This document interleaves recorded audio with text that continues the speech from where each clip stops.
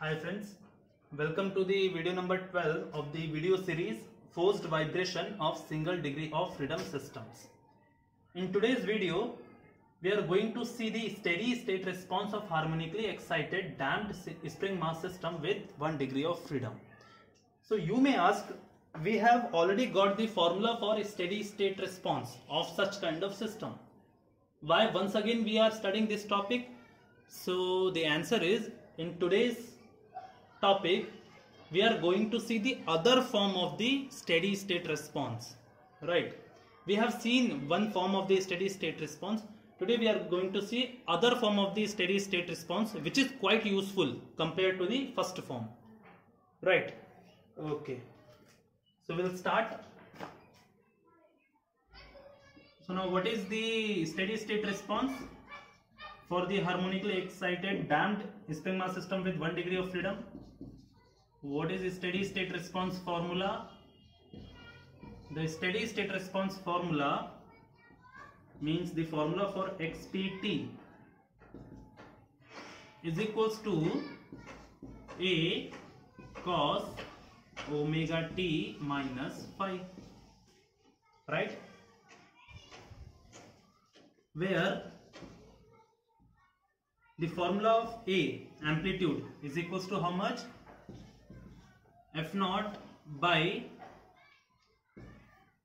square root of k minus m omega square whole square plus c omega whole square. So I'll change this amplitude in some other form, but both will be same. The answer will be same by both the forms. I'll just change the form. So what I'm going to do? See, from the denominator I am going to take k as a common thing outside, right?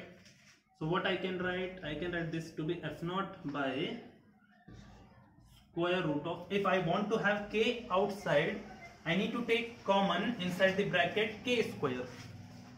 Inside the bracket I should have k square, because this is square root. So square root of k square will be k. So I'll get k in denominator. So what I'm going to do?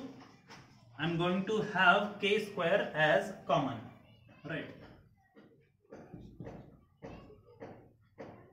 So k square I'm going to multiply here, or we can do one more thing. I can directly have k square common out of this and out of this. So if I'm going to take k square out of this, this will become 1 minus this will become m omega square. Here we don't have k square, so divided by k square, and whole multiplied by k square will be the out. K square will be the quantity which will be out, plus here in c omega we don't have k square, so I simply need to write c omega by k whole square. Then I can have k square outside, right? So what I have done, out of this quantity I have taken k square, out of this quantity I have taken k square. So here I had already one k, that was k square only, so it will be 1 minus, here we don't have any k square, so divided by k square, outside will be k square. Here if I am taking k square outside, in c omega I don't have any k, so I need to divide that by k square. So c omega by k whole square I have put. So that is nothing but c square omega square by k square only, right? Okay. So after writing this, I can have k square outside of that. So here it will be f naught by, inside the bracket, here I am going to have k square outside. So here it will be 1 minus m omega square by k square whole square plus c omega by k whole square. I can write it like this, right? So k square is common out of both the quantities.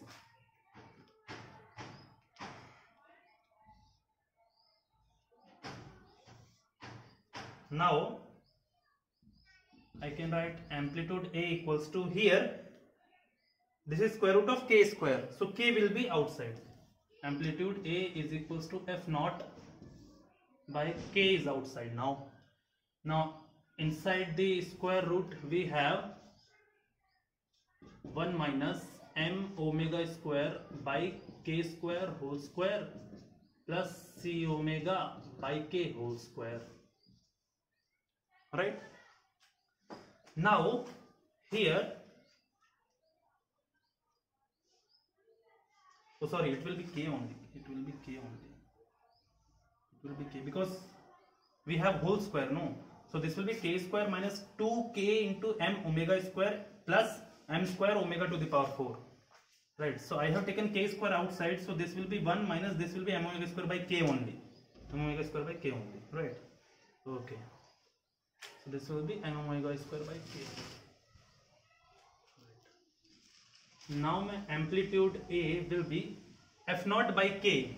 I am taking in numerator, so I can write it like this: f naught by k here only, right? Divided by inside this square root, what I am going to have.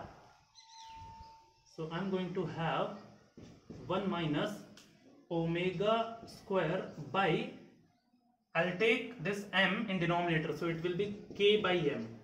Right? This m I have taken in denominator, so this will become omega square by k by m. So that is m omega square by k only. Right?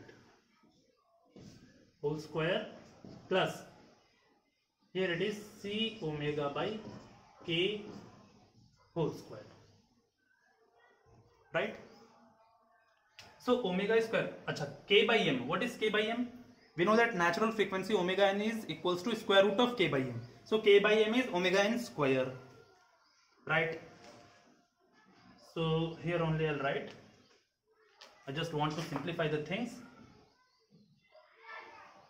So the natural frequency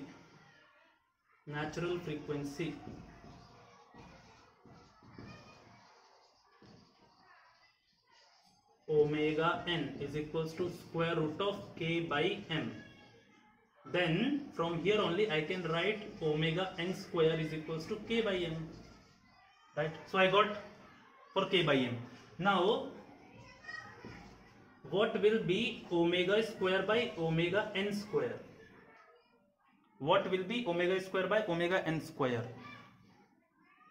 Or what will be omega square by k by m? What will be omega square by k by m? It will be equals to omega square by k by m. We can write omega n square. And what is this? This is equals to square of frequency ratio. What is the formula of frequency ratio? The formula for frequency ratio is omega by omega n.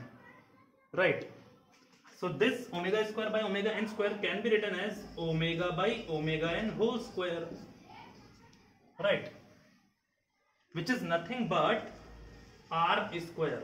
We have denoted the frequency ratio by the term r. We have introduced that frequency ratio when we were solving the general solution part of this kind of system. So I can write omega square by k by m to be r square. So I got omega square by k by m as r square. Now let's check for this c omega by k.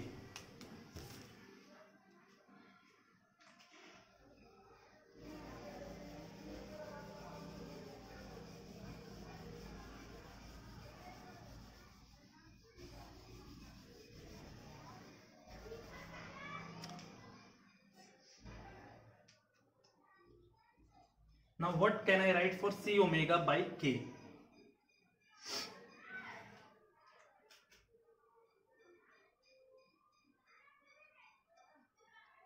Okay, so c omega by k I have. I'll divide numerator and denominator by mass m. So I'll write c omega by mass m divided by k by m. Right?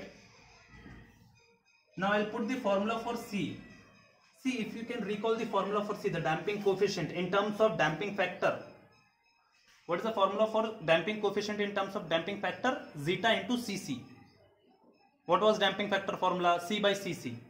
Actual damping coefficient by critical damping coefficient. Right? Now the formula for c from there will be zeta into cc.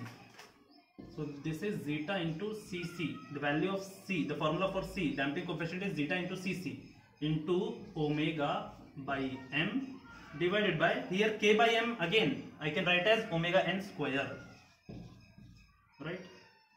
This c omega by k can be written as zeta. Now what is the formula for Cc? The formula for Cc is equals to 2m omega n. The formula for Cc is 2m omega n, right? So I can write this to be, acha, from where I got that formula for Cc, that is 2m omega n. From where I got that formula? If you can recall, in module number 2 we have derived that result, right? So we have written Cc for critical damping coefficient, we have written 2 zeta Cc is equals to m omega n, right? So from there only we got that result, that Cc formula is equals to 2m omega n, right? So I am going to write that result. So the Cc formula is 2m omega n into omega divided by m, and this will once again in multiplication omega n square. So from here mm gone, omega n gone. So what is left with us? We have left with 2 zeta omega by omega n, right? Okay. Now once again we got omega by omega n. So what is omega by omega n? That is again frequency ratio r. So I can write this to be 2 zeta r. So once again c omega by k is equals to 2 zeta r, right? So we got c omega by k as 2 zeta r, and we got omega square by k by m to be equals to r square. These two formulae we got. Now I'll simply put the values here in amplitude. Now my amplitude A will be equals to how much? This is equals to f naught by k divided by square root of 1 minus omega square by k by m we got as r square, 1 minus r square whole square, plus c omega by k we got as 2 zeta r, 2 zeta r whole square, right? Okay. Now once again this f naught by k is what? If you can recall, we have done one derivation of static deflection, and we got that static deflection is nothing but f naught by k. So this f naught by k can be replaced by static deflection. So instead of writing f naught by k, I'll write delta st, right? So the formula for amplitude I got in one more form. So this is the desired result which I wanted. The formula for amplitude is equals to static deflection by square root of 1 minus r square whole square plus 2 zeta r whole square. Now I'll check for phi. So this is done regarding the amplitude. I'll check for phase angle.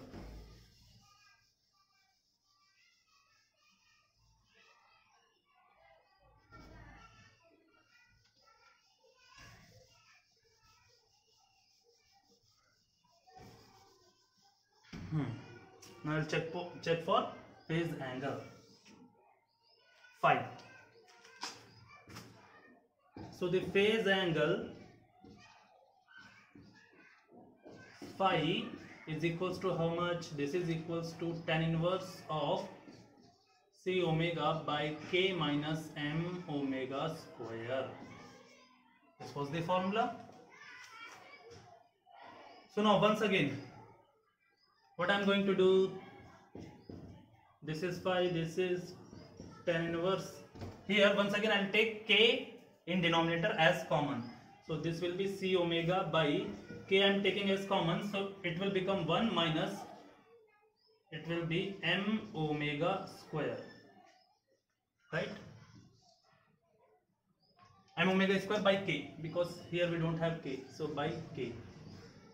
this will be left, right? So this will be tan inverse of, once again this can be written as c omega by k by 1 minus omega by k by m omega square by k by m.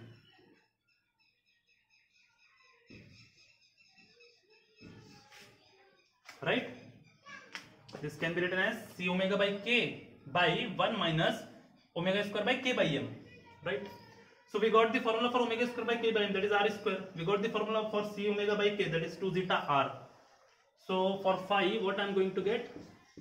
Phi is equals to tan inverse of, instead of writing c omega by k, I will write 2 zeta r divided by 1 minus, instead of writing this omega square by k by m, I will write r square.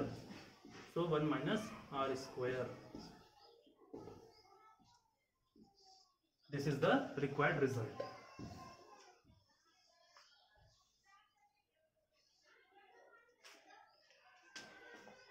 Now we got the required results for amplitude and phase angle phi.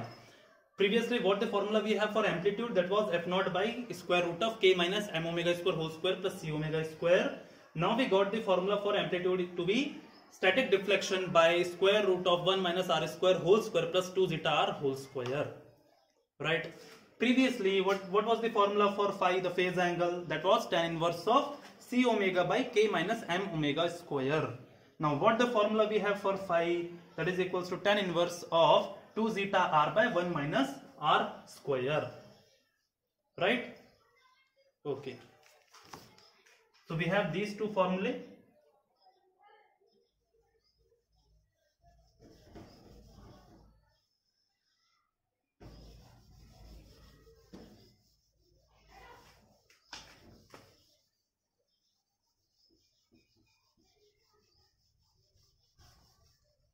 So once again, I'll remember my steady state response to be a cos omega t minus phi only. But I'll change the formula for amplitude and phi now. Because I told you that these two forms of amplitude and phase angle are more convenient compared to the first form. Why I am telling you, this will be understood to you when you are going to see the magnification factor topic. Right? Then you will understand why I have done the amplitude in this form and phase angle in this form. So for now you understand that these two forms of amplitude and phase angle are more convenient compared to the first form. Right? Where this delta st is equals to f naught by k. F naught by k, and it is the static deflection. It is the static deflection.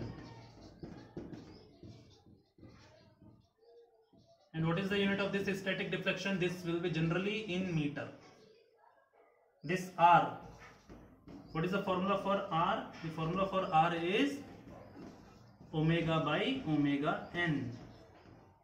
And what is this? This is called as the frequency ratio.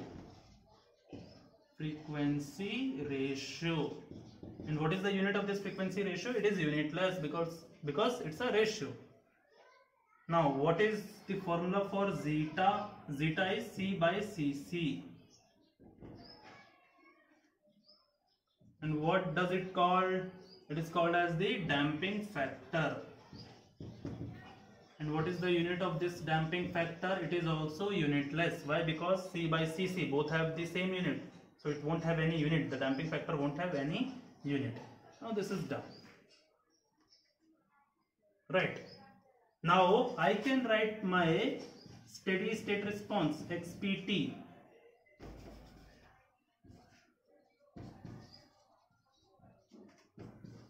Now I can write the steady state response xpt to be equals to a cos omega t minus phi. Now I will put the value of a and phi. So I can write this to be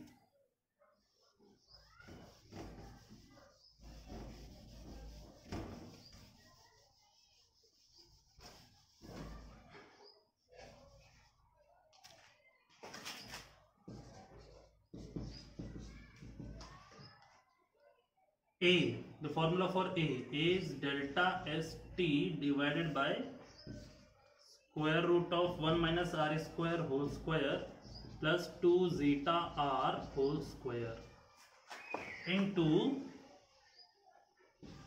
cos of omega t minus, what is the formula for 5? That is tan inverse of 2 zeta r by 1 minus r square.